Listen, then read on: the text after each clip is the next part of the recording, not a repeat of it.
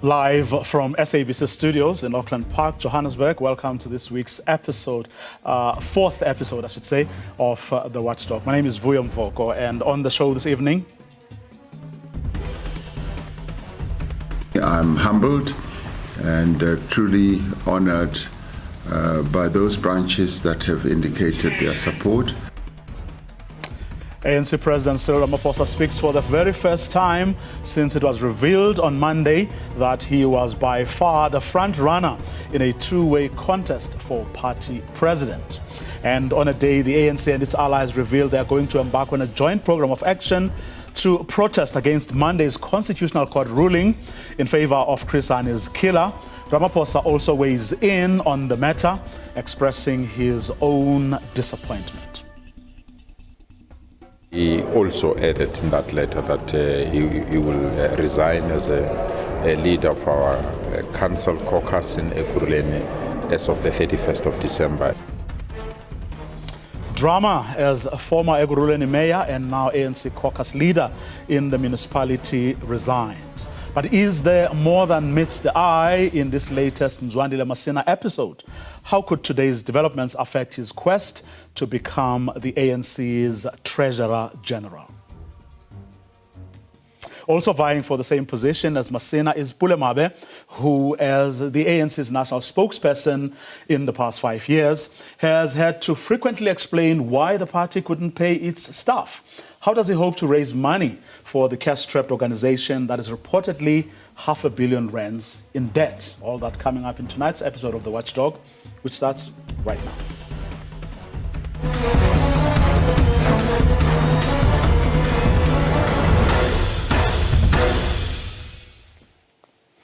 We begin here. For the past 5 years, almost, Pulemabe has been the ANC's face and voice, very often having to explain why the party couldn't pay its staff, their pension fund, and medical aid contributions.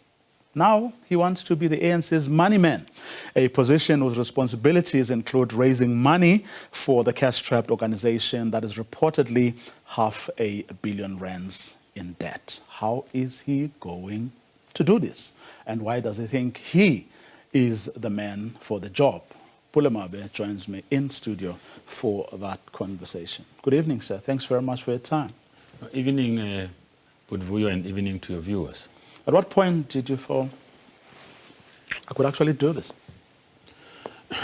Well, Vuyo, you'd recall that when I went into Lituli House for the first time in 2008, I was to assume the position of Treasurer General of the ANC Youth League, a position I never thought that I would occupy because it was not in the offing when we went to that conference. When we get to the 23rd National Conference of the ANC Youth League, structures of the ANC Youth League in Gauteng at the time decided there that I needed to be raised from the floor to make myself available with that collective led by Julius Malema at the time, Andile Lungisa, who was the candidate for deputy president, Vuyo Tulelo as secretary general candidate, Stephen Ngubeni as deputy secretary general candidate, and I was to become the treasurer general.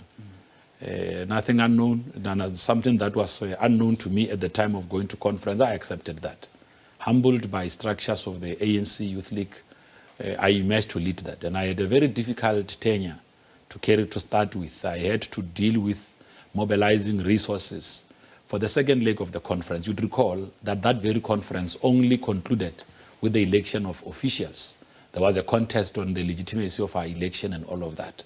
We had to traverse throughout the country to perform tasks that we would never have done, especially with structures of the ANC Youth League at a national level. By the time we reconvened the second leg of conference in June of that year, in 2008, it was only the 5 of us. and we had delivered a conference, difficult as it was. We never thought it was possible. We pulled the strings. Again, in 2011, we had to fulfill another difficult assignment, to deliver the first National General Council of the ANC Youth League, which still recounts as the only one ever since, which we did excellently. We introduced for the first time the concept of a business lounge, where we got businesses to pay for tables to participate and be able to view the happenings at the conference. This again marked the success of that collective. We were then to deliver the conference of the ANC Youth League in that year as a collective. And solid as it was, we were able to emerge with less contest, which was a reflection that we were able to unite young people of the ANC behind the agenda of economic freedom in our lifetime. I'm sharing all of this because it was that experience that showed me that there is no bigger a challenge for as long as you are willing and able to deliver and fulfill. And I must thank those members of the ANC Youth League who gave us a chance to learn, to be part of their leadership, to see structures of the Youth League being able to rise and to do the work that they were expected to do. We delivered that conference with all provinces having gone to their provincial conferences, functional regions of the ANC Youth League, having a clear fundraising strategy of the organization. It is this experience that has gone on to inspire us, even as we took over the position of being spokesperson of the ANC. We took it, it was again a hand-on approach. We have learned a lot in the past 5 years. We've done the things that we never thought that we'll be able to do. We always placed the ANC first, like we did when we led the ANC Youth League. This is too difficult a task again to fulfill. But when my branch, Wat 96, Havana City, Johannesburg, took a decision that I must now make myself available, having served in the NEC of the ANC for the past 10 years, to go and fulfill the task of sitting or presiding over the resources and the property of organization called the African National Congress. They too were driven by the understanding of the work and the appreciation of the work that one did in the ANC Youth League. I'm not saying that I've got a silver bullet solution to all the problems that the ANC face, but having come to appreciate the importance of collective leadership, one can only say that it is out of the work done by the outgoing Treasurer General, Comrade Paul Mashatile, those that came before him, the generation of Ndate Mendy Msimang, Ndate Thomas Nkobi, and many others who were part of the fundraising artillery of the African National Congress, that one can learn from those and be able to take the organization further forward. The commitment from the leadership of the ANC, even the one that we're currently serving with, is that if we are able to unite the organization, nothing is insurmountable. With the greatest respect, though, yes, in name perhaps, I mean, you could draw the comparison, but managing the finances of the ANC is an enormous, it's a huge task that you can't even compare with having to manage, you know, the ANC Youth League's money. $500 million in debt, if the reports, you know, are true. So much is at stake right now for this organization. It's difficult for you to run campaigns. This coming at a time when your support is on a downward trend. You need your voice to be heard, but you've got to do that with less resources than you have ever been exposed to in probably your entire life. Where do you even begin?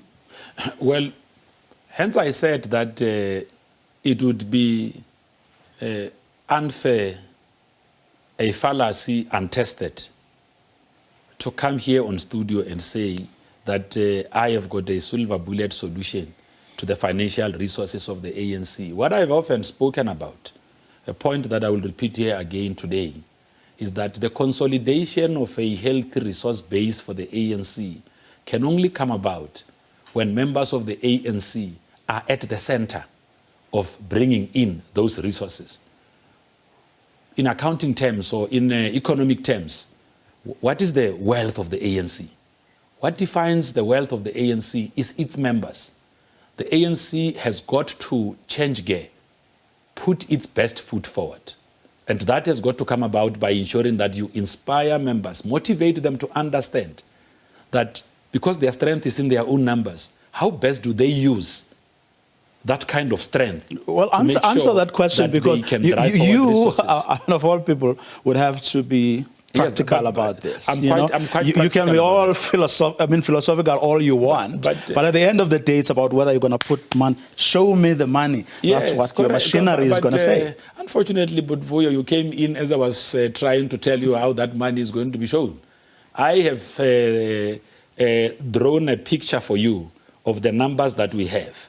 So now, if you use that, quantify the actual numbers, attach them to a reasonable figure year on year, and say, I want to create liquid capital, cash, out of this.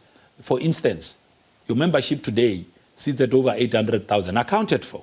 If you also talk about those that you are still busy trying to clean the system, you will see that over 1 million members. Now, if you attach a reasonable number, having done your own research, which the Treasury of the ANC through Paul Mashatile has already done, you will be able to then say, if I was to cap this at a certain figure a year, let's just throw in a figure. Let's say those that are able to afford and are already currently participating in the debit order machinery of the ANC are able to put, say, there are about 250,000 of those, about 300,000 of those who are working with income, considering that not all of our members find themselves in the same economic or financial situation. How much will those 250,000 bring, more or less? If you were to throw, say, 100 rand or say 200 rand, if you work out, that will be able to tell you how much you are able to then bring about a year. So now you start. How much would that be? Well, top of mind, 100 rand times 250,000 should come to what? 25 million, somewhere there. You know, so if this, and if you cap it at 1,000, so that those that can could start between 100 rand up until 1,000 rand. If all of them suddenly came through with 1,000 rand, that gives you around 250 million rand per annum.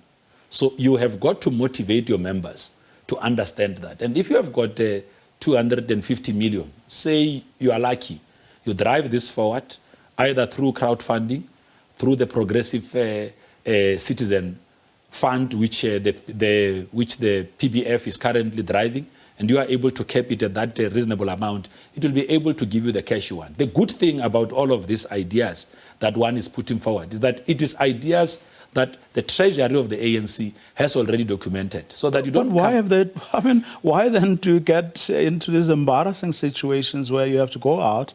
You have to go out and explain. You know, also allay your members, also a lot of us people are members, fears that they can't pay rent. That. Why do you get into those embarrassing situations when you have solutions which you say are already things that have been thought through? But remember, Budvuyo, that the introduction of every new idea requires a change management approach. You have got to make sure that your structures assimilate that which you are putting forward in order for them to be able to run their own organization. So the first phase of introducing every new concept is first to go around and do advocacy work.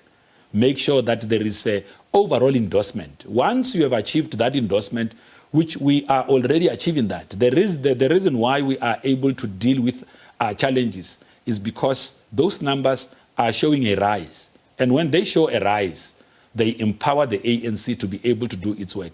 Perhaps just to point you to how the ANC currently, what are the primary sources of funding for the ANC in the current form? The ANC relies on 3 primary sources of funding. It is subscriptions, which are your membership subscriptions. Those subscriptions also come through members of parliament, members of provincial legislatures, those in local councils. So that falls within the arena of subscriptions. The second part is FESCAS. Now, FESCAS Now it's monies that come from the national treasury given to political parties, calculated against the seats that they would have garnered in elections. Of course, you spoke about electoral decline, because a seat is worth monies. A seat really speaks to the allocation that you ultimately secure from the national fiscus.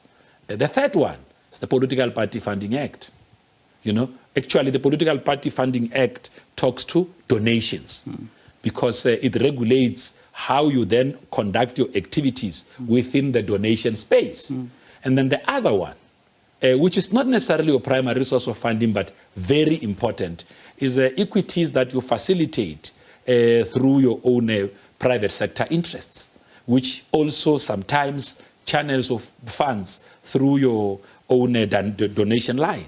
So you'd also see that some of the donations that we are able to pick up through the Political Party Funding Act would come from those associated entities. So we now have got to look broadly, and this was what we just spoke about, broadly into how do we expand the subscription kitty to allow those that can afford to be able to commit well within their own reasonable means, amounts that would allow the ANC to run its own activities. So all of these ideas are there, Budvuyo. The issue is that a humane gesture, a humane position taken by the sitting TG of the ANC through reports, which we all learned through reports he gave to the last National Executive Committee, was that the Treasury took a view that it cannot be that when our people are facing distress visited to them by the COVID-19 pandemic,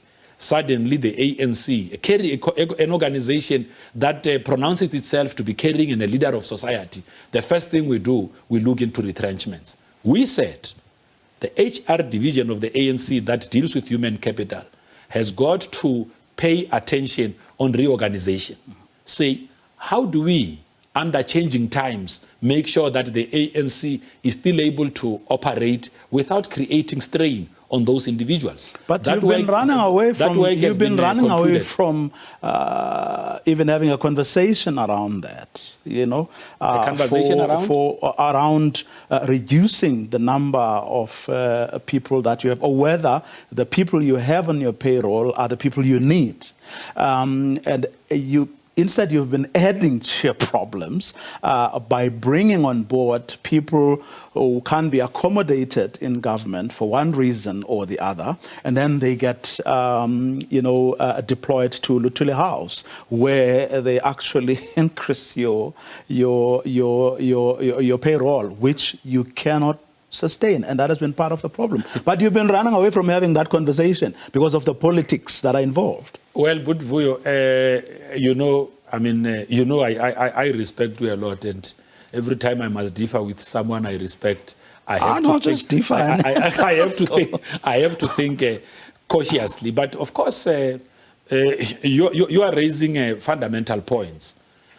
Maybe I must focus you and the viewers on decisions of the African National Congress. We took decisions coming out of the 2017 National Conference of the ANC, the 54th National Conference, to be exact. And we started really discussing or muting these ideas, even at the 2012 conference, at the 53rd National Conference, that we need capacity at Luthuli House. And this capacity must be inclusive of directly elected National Executive Committee members. So it is too simplistic to suggest that taking NEC members, because that's what you are saying, those are the undertones, taking NEC members who, in your view, could not be deployed and then taking them to Luthuli House was on its own increasing the payroll or adding to the already constrained payroll of the African National Congress. This was, you see, for instance, when we make decisions in the ANC, what we are now beginning to do, which is the exercise that we would have seen even through the amendments that we're putting forward constitutionally, we have got to understand the costs of our own resolutions, especially where those resolutions impact on capacity.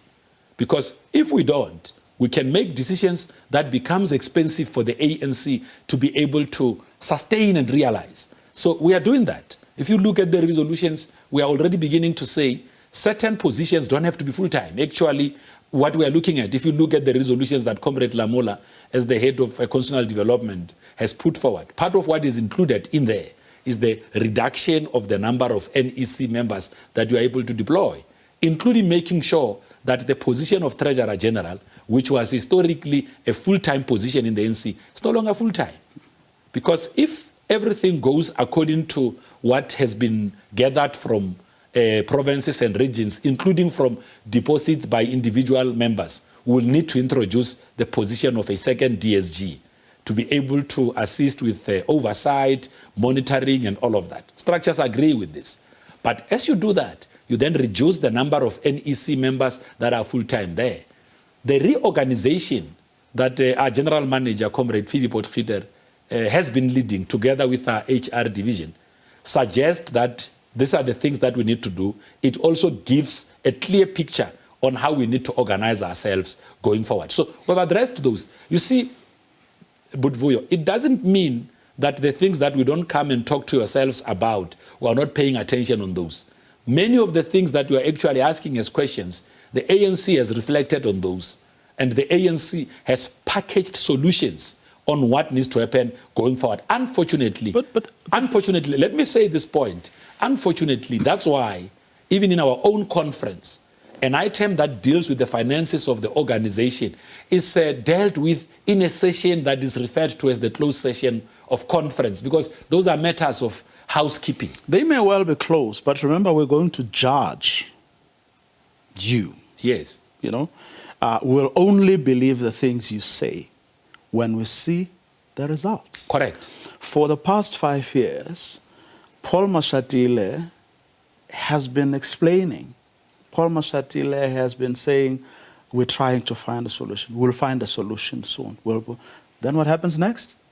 Again, your staffers are not paid. So you can say whatever you want to say, but if, as is the situation right now, you still cannot resolve this problem, then you are not succeeding. It's from where we sit, whatever is happening behind closed doors, you are simply not succeeding. And what then happens is that Paul Mashatile right now stands to be or could well be your next deputy president. So it doesn't matter how he performs, you know, how he has performed in the task that he still has. That doesn't matter to anyone, which then brings me to this final thing, that it would seem that the position merely gives you a high office, but without necessarily responsibilities that have to come with it. You'll be in probably the most powerful structure, you know, outside of the National Executive itself, which is the biggest, the highest decision-making body between conferences. But as part of the top 6, every Monday you'll sit there, be privy to, you know, you know, biggest and most important decisions that the 6 of you would have to make. You'll have a great deal of influence on a whole range of things. But beyond that, it really has no very real, practical value or contribution that it actually makes in the strengthening and rebuilding of this organization. Budvuyo, that question was put to me when I was Treasurer General of the ANC Youth League. And we went on to prove we went on to prove the opposite. So without us saying that we have got a silver bullet solution, wait and see. When I accepted and signed the forms to accept this responsibility, I understood what it comes with. When they say staffers of the ANC are not paid, that includes me. I'm not excluded from all of those. I understand the pain felt by those who are in the employ of the African National Congress. I've lived with them. I know what they have got to go through when all of this. But as a true cadre of the African National Congress, what we always do, and which I learned in the ANC from my time in the ANC Youth League, is to make sure that you do not leave the work of mobilizing resources only to that individual who occupies the position of Treasurer General. You also become active yourself. So you can go and ask those that are within our own DIP structures. They will tell you. They will tell you that even now in DIP, we have been able to execute and undertake a number of activities by ourselves without having to look up to the Treasury to resolve those. You know why? Because the success of the ANC does not only vest or rests on the shoulders of a Treasurer General. You know, and by the way, to correct the notion that you just spoken about of being part of the higher table, sitting, well, being national spokesperson of the ANC is as good as sitting there, because when we are a national spokesperson of the ANC, and if you take your work seriously, you actually even act as a comms advisory machinery for officials. I do the work of having to assess what is out in the media and also going on to say to officials, this must be a response of the ANC. Today you received a statement of the Alliance Secretariat dealing with the issues of the day, especially what went out in the Constitutional Court. It was us in the communications machinery of the ANC that had to say to our officials through the Treasurer General, who's in charge of the Secretary General's office, that the response of the ANC on this specific matter has got to be consistent with what our alliance partners have been able to communicate out there. I accept that, yes. But at the end of the day, you would have been an advisor and not an official. I accept that. The officials would still decide whether or not to accept, to take your advice. But one little question. How did you feel, having thought about this, having accepted the nomination on the back of what your branch and everyone else who support you had to say, when on Monday the numbers said you are actually number 2 for this position? There's someone else who stands a much better chance than you. Did you feel that this is it, I'm only going to continue because I had already accepted, I can't now say, oops? Actually, Budvuyo, let me just help you and the viewers. All of the people contesting for Treasurer General can rise and become Treasurer Generals. Now, it's very simple. The difference of numbers there is too close to each other. There were many people who raised their hand or who were nominated for the position of TG. To be exact, over 80 names were nominated. Again, another simple mathematics. You add the numbers of Comrade Zwai, you add the numbers of Ntate Chauke, and you also add my numbers. Those numbers alone don't even come close to the numbers that Paul Mashatile received as a leading figure for the position of Deputy President. What does this tell you? In the province like Limpopo, more than 200 branches did not nominate for the position of Treasurer General. In the province of KwaZulu-Natal, more than 400 branches did not nominate a person for the position of Treasurer General. In the position of the Eastern Cape, more than 300 branches did not nominate a person. So basically, if anyone was to be nominated only by the numbers that did not nominate for those that qualified, that person will become the Treasurer General. So it's actually a fallacy to suggest that whoever is leading, especially on the position of Treasurer General, stands a chance. No ways. So it's still up for grabs. No. Especially this position itself. I'm just giving you the figures. I mean, Ntate Chauke got 520 something, 550 something. Yeah. We got and the other positions. We got 428. Yeah. Comrade Mzwandile got just almost 400. You add those numbers, they are lower than the numbers that Comrade Mashatile received. You know how many delegates are attending this conference? Over 4,000. What does that mean? You need 2,000. So now, to even add to 500, you need to add 1,500 new votes that you did not receive during nomination. So if someone came and said, because I'm 120 votes ahead of Mabe, therefore, they are making a big mistake. Okay. Let's see if there are some questions here. Lisiba Langa says, please ask Pule, the ANC has been infiltrated by greedy and corrupt thieves who have no regard for its values, ethos, and principles. Does he think that President Ramaphosa is on the correct path in empowering the NPA, SIU, and other agencies to pursue these thieves? Well, Budvuyo, when we deal with the question of malfeasance, of corruption and all of that, we should not limit this to the President of the African National Congress. We must place these questions before the ANC as a body that has entrusted itself with the responsibility of leading society. What is it that the ANC is doing to attend to all of these acts that batter its brand, position it negatively out in the public? And there are a number of things that the ANC can point to.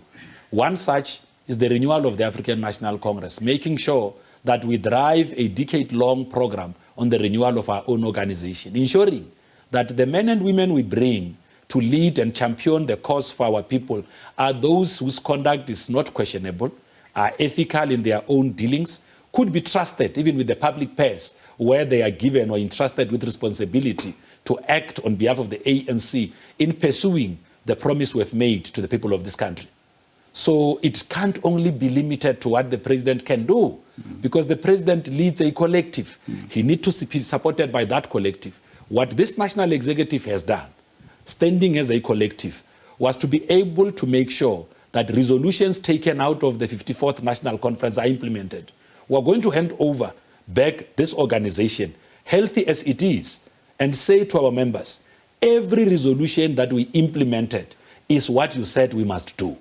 Where we did not do enough, because we are now handing the organization over to yourselves, it must be you who come up with policy injunctions that will make sure that we can reclaim, win back the trust with the people of this country. Mr. Pulomabe, thank you very much for coming through. And what I can say is best of luck to you.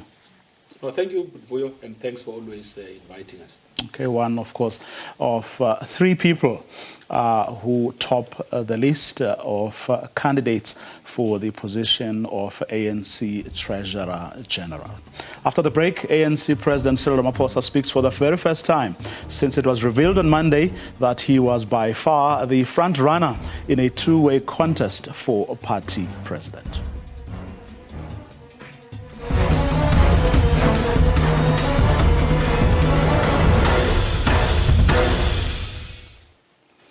ANC President Cyril Ramaphosa has made himself available for a second term as a party president.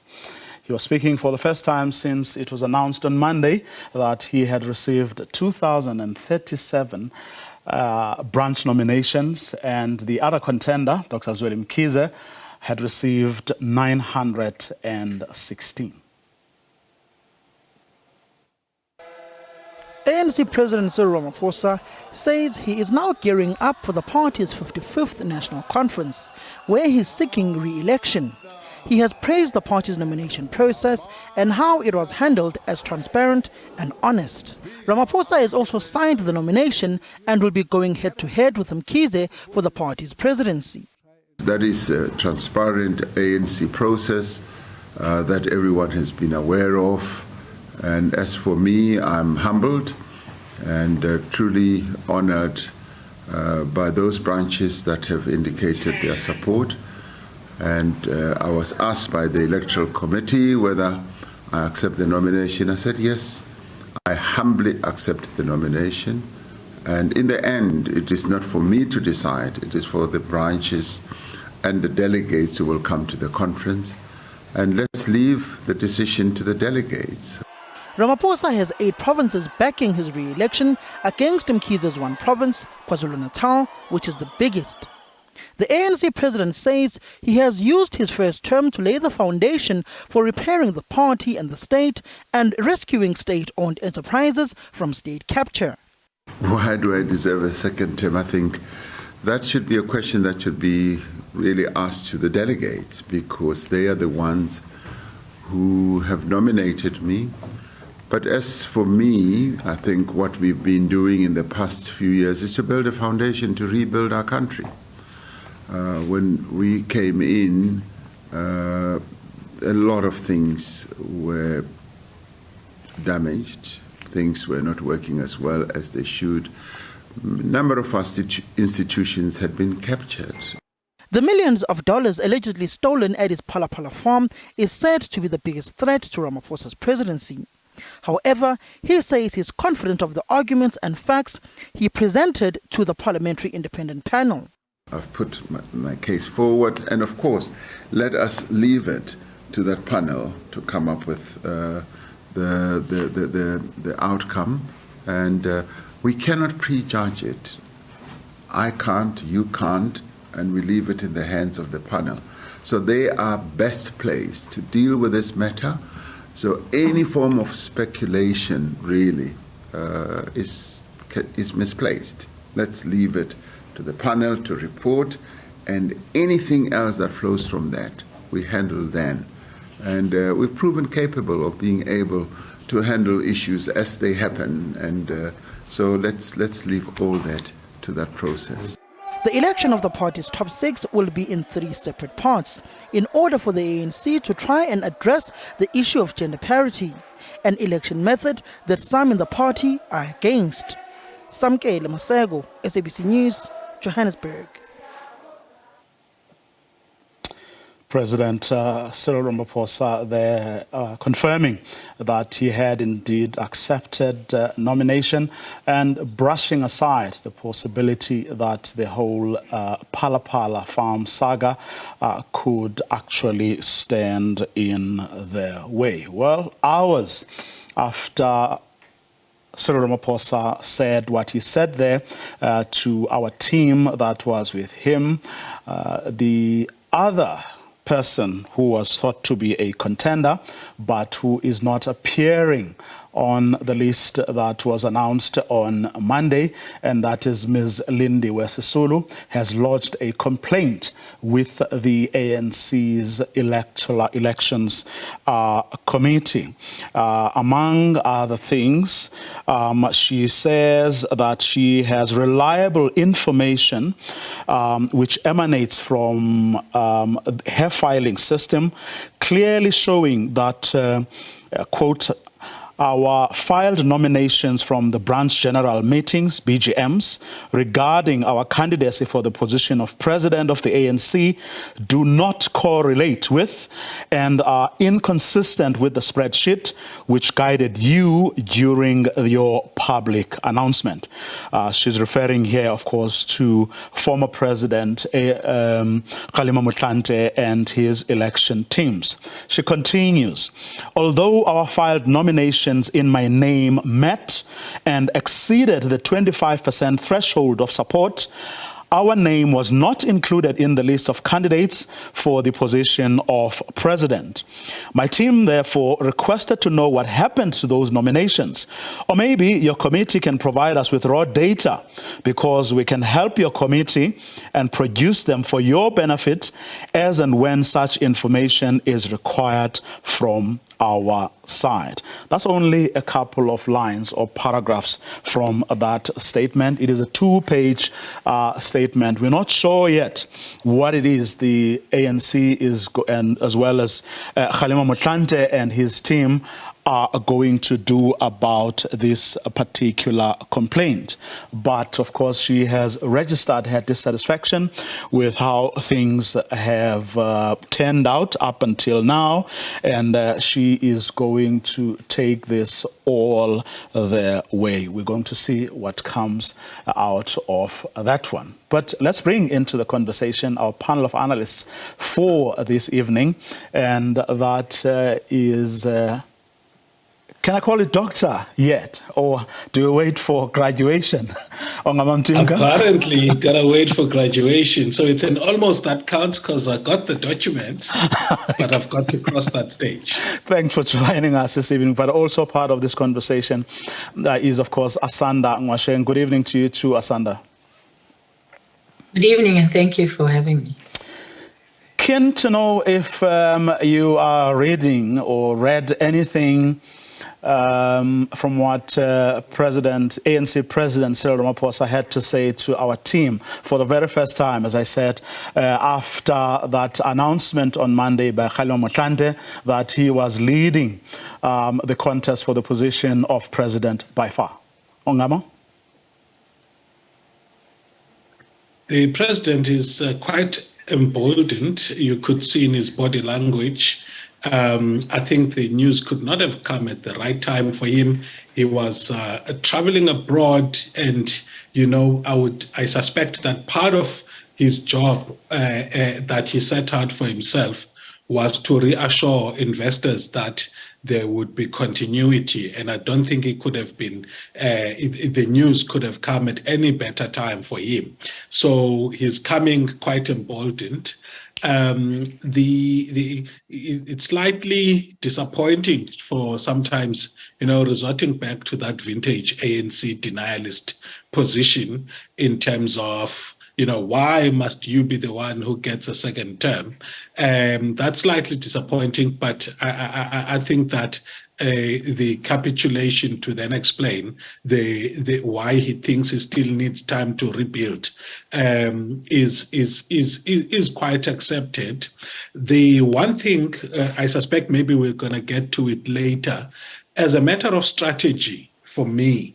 I wrote the first piece long before the scandal came out that as a matter of strategy, you go when you are strongest politically, especially if that gives you an ability to set the tone for the nature of succession that takes place. I still hope that logic would prevail and strategy would prevail beyond the the power broking that's happening as far as, the process up to now. For you, Asanda? I think it was obvious that he was going to say that the election was free and fair, essentially, and accept the nomination because he's the outright winner. And I think that, it's been interesting to watch how he hasn't really said much since the Chris Hani ruling, and he hasn't said much about South Africa's response to his UK visit, but he's finally come out to accept the nomination just as a way to kind of remind everybody that he is the president and is likely to be the president for quite a while, as has been in some ways. Well, he actually did. He actually did. Let me, fill you in. It's a pity we can't play that bite, right now. He was asked about, for his reaction to the Chris Hani ruling, which incidentally, that ruling was made public on the same day. And he expressed his disappointment. And incidentally, it's on the same day that the Secretariat of the Alliance, that is the secretaries of the ANC, the SACP, and COSATU, announced a joint program of action that they are going to embark upon to protest against Monday's Constitutional Court ruling in favor of Chris Hani's killer. And I'm struggling to, divorce or separate these. I think it was deliberate on the part of the president to make his view known, knowing very well where the ANC and the rest of the alliance partners stand on this, and I cannot divorce it from what is going to happen over the next 3 weeks leading up to the ANC's elective conference, Asanda. Yeah, of course, it's not divorced at all, because it would have been, unprecedented, I suppose, for him to not speak on such a big issue that South Africa, the issue has been trending since Monday and people have had various opinions about it. And I think even the alliance partners have felt the need to announce the strike action and everything in between that they want to do, precisely because it has been made clear to South Africa that we have a justice system that doesn't seem to deliver justice for all, but rather seems to deliver justice for some. And these are the questions that, ironically, Lindiwe Sisulu had been asking, although at the time, when she made the announcements, I didn't quite agree with the manner in which it was done. But I do think that, this issue of the Constitution is going to be a big one. And Cyril Ramaphosa is right at the center of it because he's one of the architects of the Constitution. And so it's going to be interesting to see how he backs himself out of a constitution that he was part of building now being used in the way that it's been used to allow a man who literally put South Africa on the brink of a civil war to walk, and particularly in the way that he might be able to walk, because he's likely to be deported, likely to not even actually complete the parole aspects of his sentence because his citizenship was revoked. And so there's a lot I think we're still going to have to hear from Cyril Ramaphosa on this issue, and it's going to definitely have an impact on December and the outcomes of it. And I think he had no choice but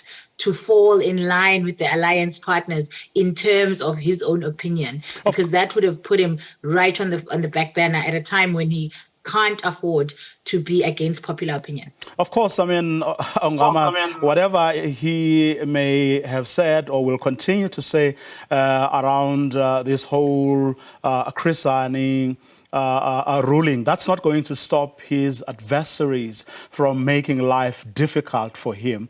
I mean, Lindiwe Sisulu, in the letter to Kgalema Motlanthe and his team, has just indicated that she's not going to let up on this one. Former Ekurhuleni mayor and ANC chairperson in Ekurhuleni, and that is Mzwandile Masina, who was supposed to come on the program, who is no longer coming. He suddenly had cold feet. He told us shortly before we went on air that he is no longer coming. But people like him are determined to make life difficult for Cyril Ramaphosa.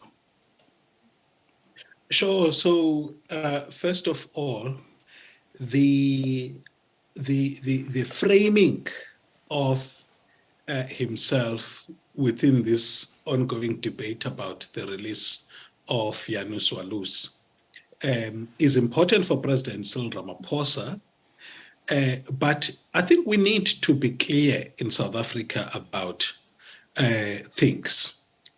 There's a reason why we chose a constitutional democracy, or the elite pact resulted in a constitutional democracy.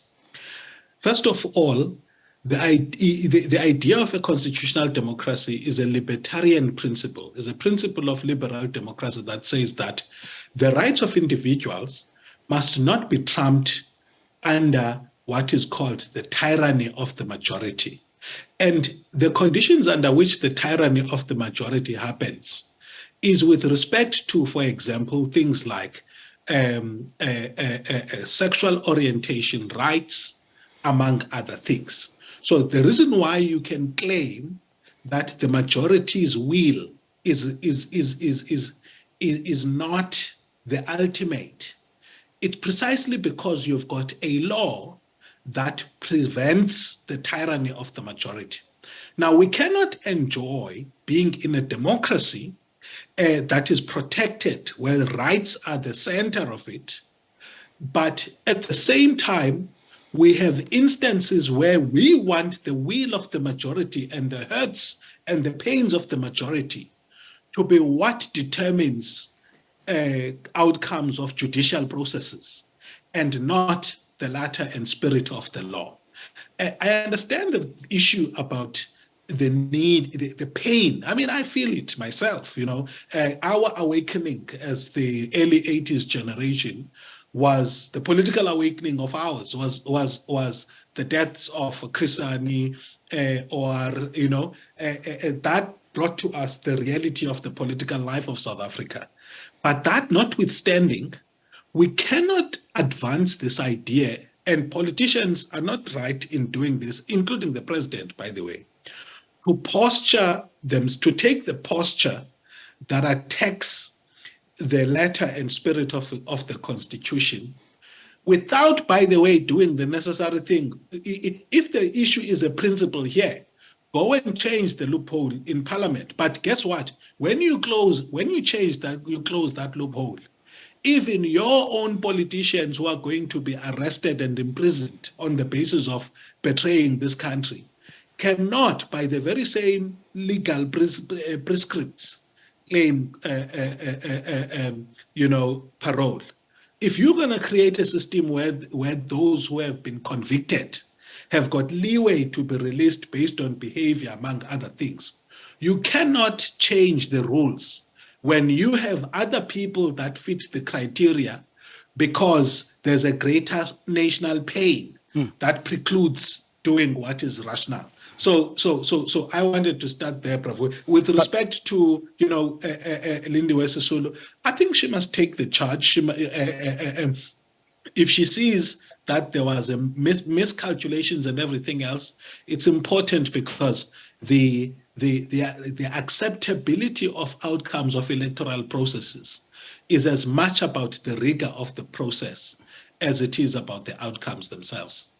It's interesting, just as a last point and a very quick one, Asanda, that from initial reactions, everyone who is clearly on the back foot, on the back of what of Kgalema Motlanda's pronouncements on Monday, said, no, don't put a lot of emphasis, on this process.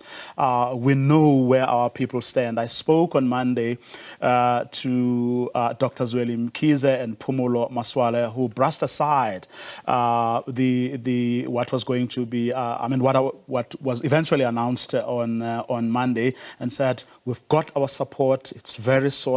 We know there are going to be people who would tempt them with money. We're saying to them they should take the money but do the right thing. But no, don't put a great deal of emphasis on what Kgalema Motlanthe and them have to say. But here she is now actually contesting what Kgalema Motlanthe and the ANC elections team have had to say, in spite of the fact that they said everyone else who was clearly losing said to us we shouldn't. Well, it doesn't surprise me that she is contesting, because I think she's been kind of vying for this position for quite a while, and she hasn't had, I think, an opportunity potentially as close in some ways. And so I think she's not just going to let it go easily.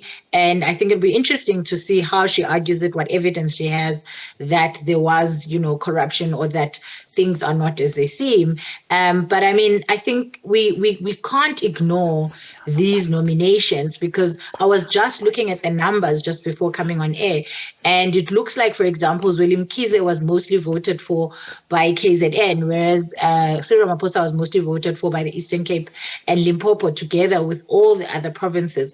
And so while Ramaphosa seems to have a widespread kind of support across South Africa, Zweli Mkhize for now seems to be a KZN candidate. That doesn't mean that we can completely dismiss him, but it means that he has a lot of work to do amongst, across the country, in terms of the delegates that are going to finally sit in December.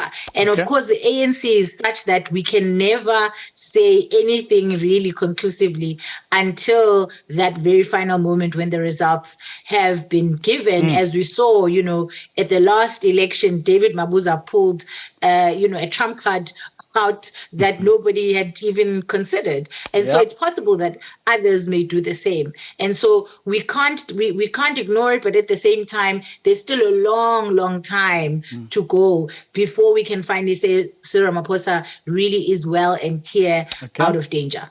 Indeed, and 3 weeks is a very long time in politics. Thanks to both of you for agreeing to come on the program this evening.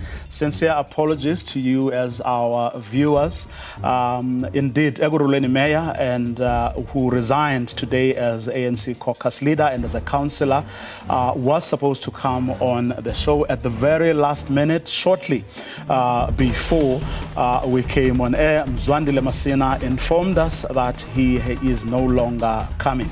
He clearly had cold feet. And this is the man who is also running, who is interested or keen to become the ANC's next Treasurer General. Unfortunately, that's what happened. Forgive us for that. It is not our fault. But do join us again tomorrow evening. Hopefully he'll come back and explain himself, because his chairperson, Panyaza Lesufi, said he has resigned, but Masina told our sister radio program this afternoon that no, he hadn't resigned. Panyaza Lesufi producing a letter. Thereafter, Mzwandile Masina no longer keen to come on the program. That's our show for tonight. Do join us again tomorrow evening. Have a good night.